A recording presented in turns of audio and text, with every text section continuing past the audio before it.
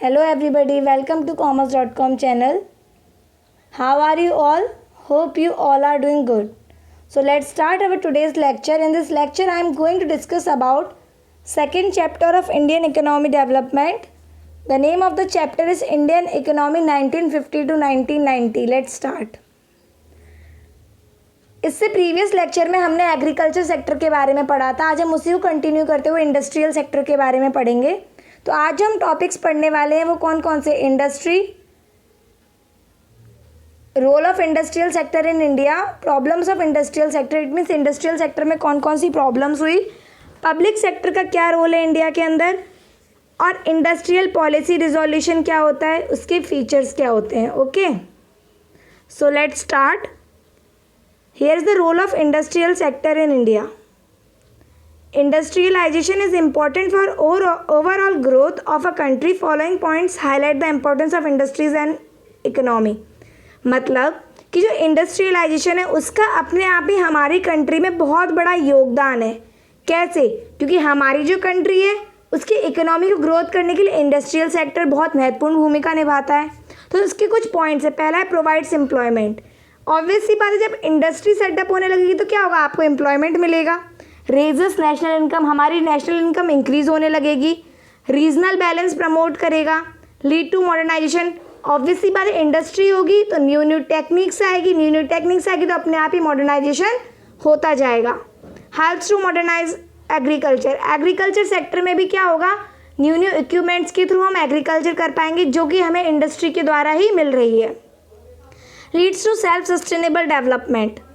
Okay, high potential for growth. क्या होगा, हमारी ग्रोथ बहुत अच्छी होगी. Key to high volume of export. हाँ, अगर हम ज़्यादा से ज़्यादा हम प्रोडक्शन करेंगे तो क्या होगा, हम एक्सपोर्ट कर पाएंगे. और अगर हम एक्सपोर्ट करेंगे तो उससे क्या होगा, हमारी इकोनॉमी को पैसा मिलेगा, जिससे क्या होगा, हमारी इकोनॉमी की नेशनल इनकम इंक्रीज होगी. Growth to civilisation. हमारी सभ्यता की भी ग्रोथ होगी. Change in basic structure of economy. हमारा जो इकोनॉमी का बेसिक स्ट्रक्चर है उसमें बदलाव आएगा. Source of employment. Industrial sector है वो क्या, एक स्रोत है किसका, एम्प्लॉयमेंट का. एम्प्लॉयमेंट मीन्स क्या होता है, रोजगार का. इट मीन्स आप खुद सोचिए, अगर आपने कोई फैक्ट्री सेटअप करी तो क्या आप वो फैक्ट्री अकेले रन करोगे? नहीं, आप उसके लिए वर्कर्स भी अपॉइंट करोगे, सुपरवाइजर भी अपॉइंट करोगे, टॉप लेवल मैनेजमेंट के भी करोगे, मिडिल लेवल के भी करोगे, लोअर लेवल मैनेजमेंट की भी. इट मीन्स क्या होगा, ओवरऑल क्या होगा, ये हमें एम्प्लॉयमेंट प्रोवाइड करेगी. Imparts dynamism to growth process. जो हमारी ग्रोथ प्रोसेस है उसमें क्या होगा, डायनामिक तरीके से प्रोसेस होगा उसका. अब क्या हुआ, 26/4/2010 से 2011 से पहले हमारे इंडस्ट्रियल डेवलपमेंट कैसा था. तो development of infrastructure like power, transport, communication, banking and finance, qualified and skilled human resource. क्या हुआ, जो GDP इंक्रीज हुई हमारी 20%, वो कैसे हुई, क्योंकि हमारी जो एम्प्लॉयमेंट सेक्टर है, ठीक है, वो क्या हुआ, हमारा इंडस्ट्रियलाइजेशन हुआ. तो इंडस्ट्री सेटअप करी तो धीरे धीरे क्या हुआ, बैंकिंग फैसिलिटी बढ़ी, इंफ्रास्ट्रक्चर अच्छा हुआ, पावर, ट्रांसपोर्ट, कम्युनिकेशन सब अच्छा होने लगा हमारी कंट्री में. स्किल्ड लोगों को, क्वालिफिकेशन लोगों को जॉब मिलने लगी. ठीक है, much progress in the field of research and development. Research और डेवलपमेंट की फील्ड में ज़्यादा से ज़्यादा क्या हुआ, प्रोग्रेस होने लगा, डेवलपमेंट होने लगा. पब्लिक सेक्टर क्या हुआ, एक्सपेंड होने लगा. Building up of capital goods industry. Capital goods industry भी अपने आप क्या होने लगी, सेटअप होने लगी, लोग उसको भी खोलने लगे. Growth of non essential consumer goods industries. जो हमारी non essential consumer goods industry है उसका भी ग्रोथ होने लगा. अब मैंने ये बताया कि इंडस्ट्रियल सेक्टर से हमें क्या फ़ायदा हुआ, उसका क्या रोल रहा, क्या इम्पोर्टेंस रहा. अब भाई इंडस्ट्री सेटअप करने में भी कुछ ना कुछ प्रॉब्लम्स आई. वो क्या प्रॉब्लम्स थी, अब हम उसे पढ़ेंगे. Sectoral imbalance.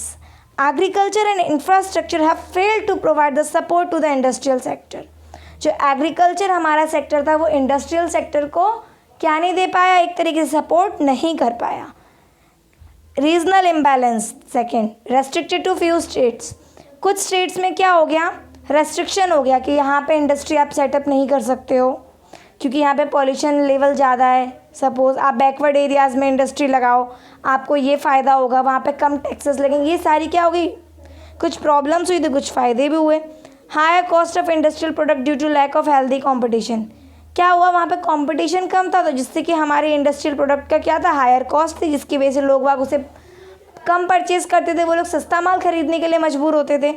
Dependence on the government, government के ऊपर पूरी तरीके से इंडस्ट्रियल सेक्टर डिपेंड था कि गवर्नमेंट कौन कौन से टैक्सेस को काट रही है, कौन कौन से टैक्सेस को कम कर रही है, इंपोर्ट ईजी कर सके गवर्नमेंट की, अपनी एक्साइज ड्यूटी वगैरह को कम करे government.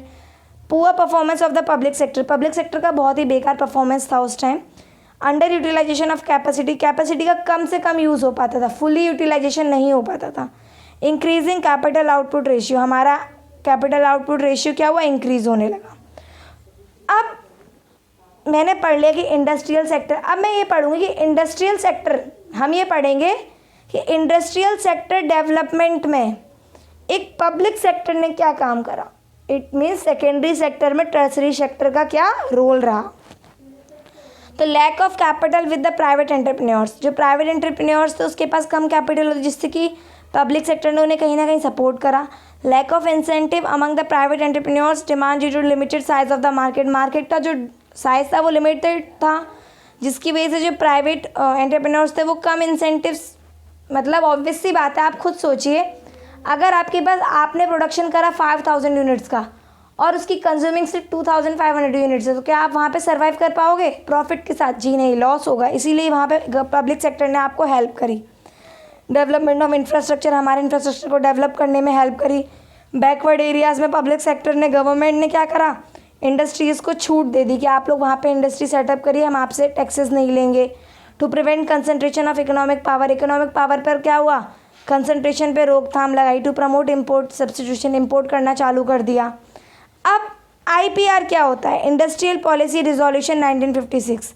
Industry policy is an important instrument through which the government regulates the industrial activities in an economy. The 1956 resolution laid down the following objects of industrial policy. Industrial policy के लिए कुछ points थे, objective थे, वो क्या थे? To accelerate the growth of industrialisation, हमारे industrialisation क्या हो, ग्रोथ हो।